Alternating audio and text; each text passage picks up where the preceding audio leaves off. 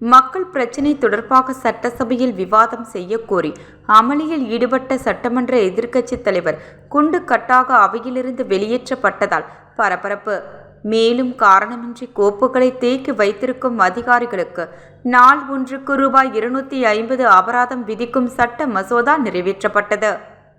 புதுச்சேரி சட்டசபை கூட்டம் இன்று காலை துவங்கியது. திருக்குறளை வாசித்து அவை நடவடிக்கையை சபாநாயகர் செல்வம் துவக்கி வைத்தார்.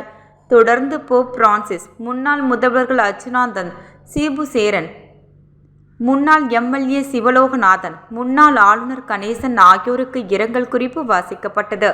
தொடர்ந்து எம்எல்ஏக்கள் 2 நிமிடம் மௌன அஞ்சலி செலுத்தினர். தொடர்ந்து குடியரசு துணைத் தலைவராக பதவியேற்றுள்ள சிபி ராதாகிருஷ்ணனுக்கு சட்டசபையில் வாழ்த்துரை வாசிக்கப்பட்டது. அப்போது எதிர்க்கட்சித் தலைவர் சிவா குறுக்கிட்டு பேசுகையில், புதுச்சேரி நகரப்பகுதியில் குடிநீரில் கழிவுநீர் கலந்து மக்கள் பாதிக்கப்பட்ட நிலையில் இதுகுறித்து விவாதம் நடத்த சட்டப்பேரவையில் 1 வாரம் நடத்த வேண்டும். மாசு கலந்த குடிநீர் குடித்த 3 பேர் உயிரிழந்துள்ளனர். இது சம்பந்தமாக பேசக்கூட அனுமதிக்கவில்லை. சட்டசபை கூடுகிறது. மக்கள் என்ன பேசப் போகிறார்கள் என எதிர்பார்த்து உள்ளனர். கடந்த கூட்டத்தில் அறிவிக்கப்பட்ட எதுவும் நடக்கவில்லை. மத்திய பாஜக அரசு புதுச்சேரிக்கு எதையும் செய்யவில்லை.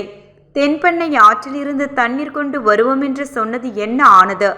சபாநாயகர் அவை நடவடிக்கை துவக்கட்டும், உங்களுக்கு பதில் சொல்கின்றேன், நீங்கள் சொன்னால்தான் இருக்கையில் அமர்வேன் என கூறியபடி சட்டமன்ற எதிர்க்கட்சித் தலைவர் சிவா தலைமையில் திமுக காங்கிரஸ் எம்எல்ஏக்கள் அமளியில் ஈடுபட்டு சபாநாயகரை முற்றுகையிட்டு கோஷமிட்டனர்.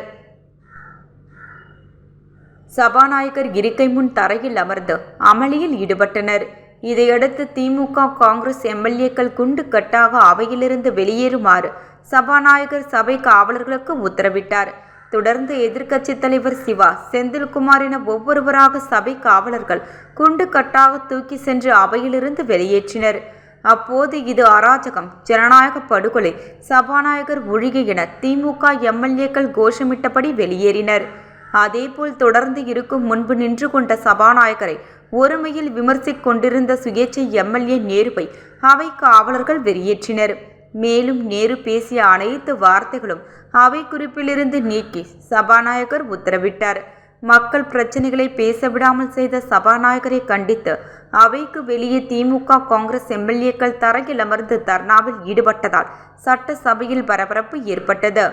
தொடர்ந்து சரக்கு மற்றும் சேவை வரி திருத்தம், நகராட்சி கிராமம் கொம்யூன் பஞ்சாயத்து சட்ட திருத்தங்கள், நகரம் மற்றும் கிராம திட்டமிடல் சட்ட திருத்தம், வணிகம் செய்வதை எளிதாக்கும் சேவை வழங்கல் சட்டத்தில் காரணமின்றி கோப்புகளை தேக்கி வைத்திருக்கும் அதிகாரிகளுக்கு நாள் ஒன்றுக்கு ரூபாய் 250 அபராதம் விதிக்கும் சட்ட மசோதா நிறைவேற்றப்பட்டது.